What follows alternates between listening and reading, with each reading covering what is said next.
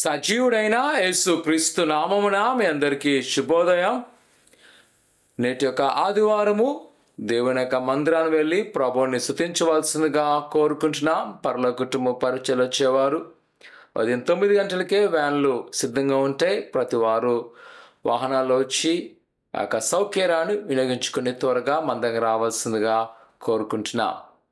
పరలోక కుటుంబ పరిచయ యొక్క మందిర పనులు జరుగుతున్నాయి. కావలసిన ఆర్థిక వనరుల కొరకు ప్రార్థన చేయండి, సహకరించండి. నేటి యొక్క బలపడవలసిన మాట సామెతల గ్రంథము 2వ అధ్యాయము 7వ వచనం.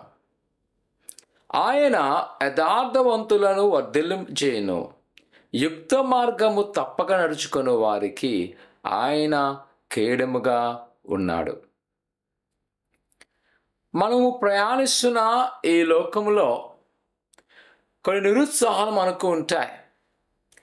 మన విశ్వాసములో నమ్మకముగా ఉన్నాం, మన అప్పగించిన పనిలో బాధ్యతగా ఉన్నాం, ఈ యొక్క సమాజంలో నిజాయితీగా జీవిస్తున్నాం. ఇలాంటి సందర్భాల్లో ఈ లోకము నుంచి మనకు వచ్చే ఒక ప్రతిఫలం ఏమిటంట, బాధించేవారు అధికమవుతూ ఉంటారు, ద్రోహం చేసేవారు మన చుట్టూ ఉంటారు, నిందించేవారు ఎల్లప్పుడూ కూడా ఏ విధంగా మనం నిందిద్దామని ఆలోచన చేస్తూ ఉంటారు.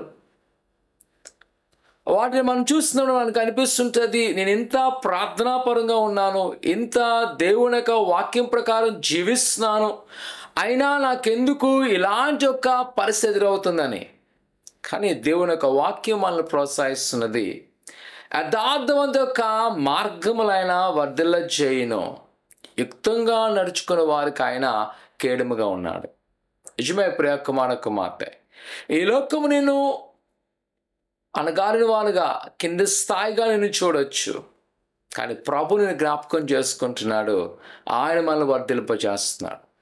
మన యథార్థను బట్టి ఈ లోకం వారు మనల్ని ప్రేమించవచ్చు, ప్రేమించలేకపోవచ్చు, కానీ యథార్థతను బట్టి యుక్తంగా నడుచుకోవడం వల్లంట దేవుడు వారికి వారి మార్గాలను తోడై ఉండి వారిని నడిపించగల సమర్థుడు.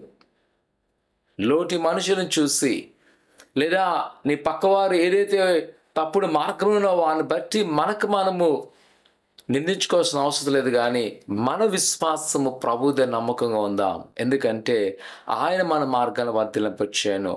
ఒక సమయం వస్తుంది, భక్తినుడు తప్పక త్రొట్టెలుతాడు, నీతిమంతుడు ప్రభు సన్నిధిలో ఆశీర్వదించబడతాడు. ఈ వాక్యం మనం తీసుకువెళ్తుంది.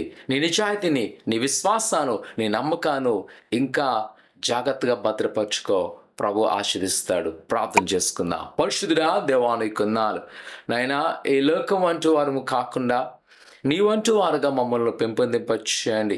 ఇదిగో యథార్థవంత మార్గాన్ని వర్ధిల్లింపచేస్తున్న ప్రభా, దాన్ని బట్టి వందనాలు. అలా యుక్త మార్గంలో వారినైనా కేడుగా ఉంటున్న ప్రభా, ఈరోజు నీ బిడ్డలు ఎవరైతే అయినా వారి సత్యం అనుసరిస్తున్నారో, వారి నీ పట్లనైనా అన్ని ఖచ్చితంగా ఉన్నారో వారిని దీవించండి, ఆశ్రయించండి, ఫలింపచేయండి. ఇదిగో ప్రభా, నేటి ఆరాధన పనుల బిడ్డలందరినీ నీ సమాధానంతో నింపమని యేసు నామమున అడుగుతున్నాం తండ్రి, ఆమేన్. దేవునికి మందిరానికి వచ్చి ప్రభువుని ఆరాధించవలసిందిగా కోరుకున్నాను. దేవుడు దీవించును గాక. ఆమేన్.